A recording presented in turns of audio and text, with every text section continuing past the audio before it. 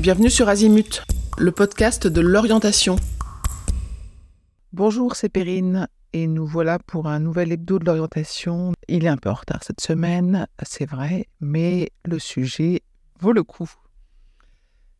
Si je vous dis comment ça pleuvoir des notes, je voudrais vous demander déjà qu'est-ce que vous, parents, vous avez ressenti ? Comment vous avez ressenti l'arrivée de ces premières notes de vos ados ? Qu'est-ce que vous vous êtes dit ?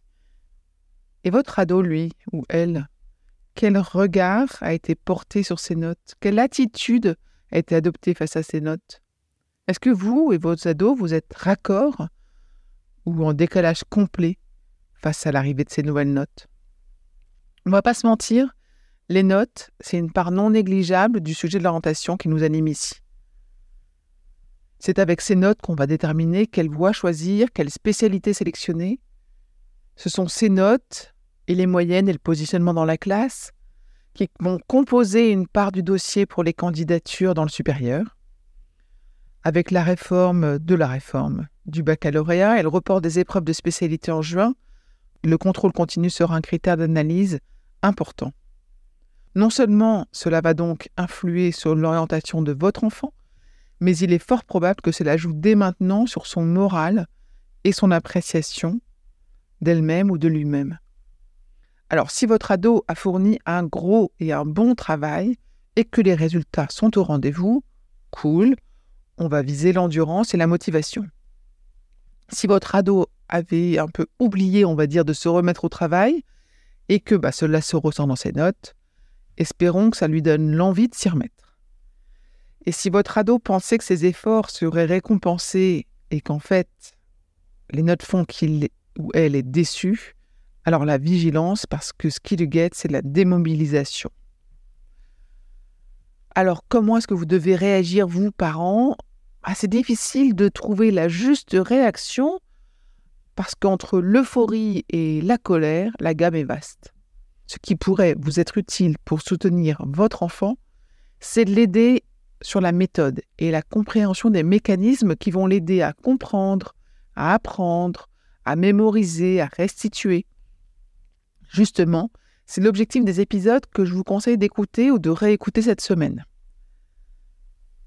Alors, vous allez voir, il y en a plein et avec différents thèmes et les liens sont encore une fois dans les notes de cet épisode.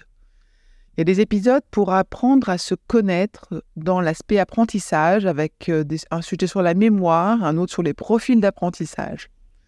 Vous avez des épisodes sur le stress avec la gestion du stress lors des examens, le stress des lycéens et puis comment aider les ados à surmonter la peur de l'échec. Des sujets sur la procrastination avec un qui s'appelle tout simplement « Halte à la procrastination » et un autre « La procrastination et la gestion des émotions ».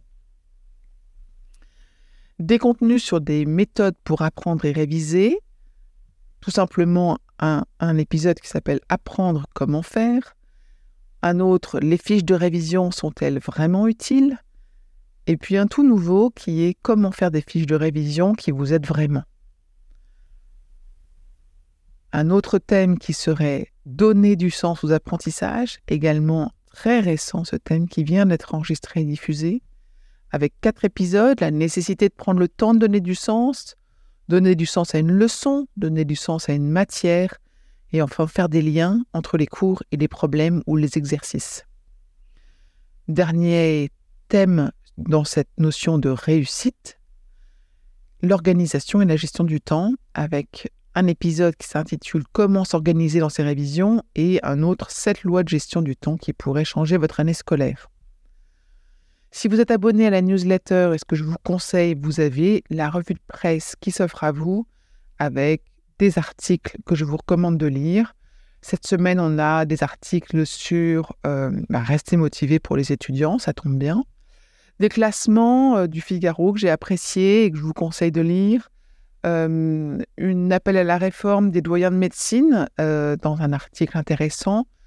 Et puis d'autres articles que vous retrouverez à la fois dans les notes de cet épisode, mais surtout en vous abonnant à la newsletter sur azimut-podcast.com.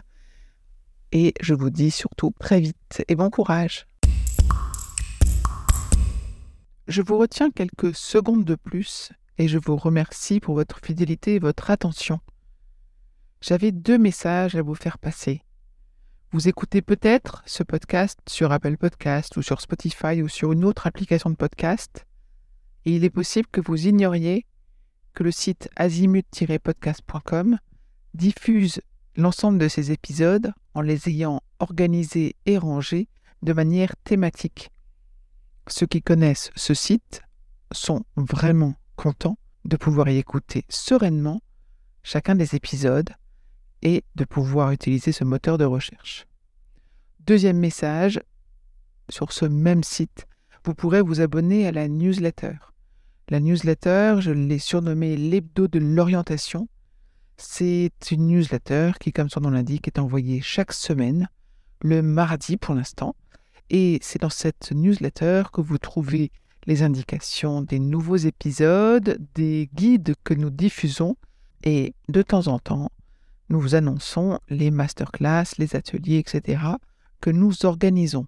Bref, je vous conseille vivement de vous abonner à cette newsletter.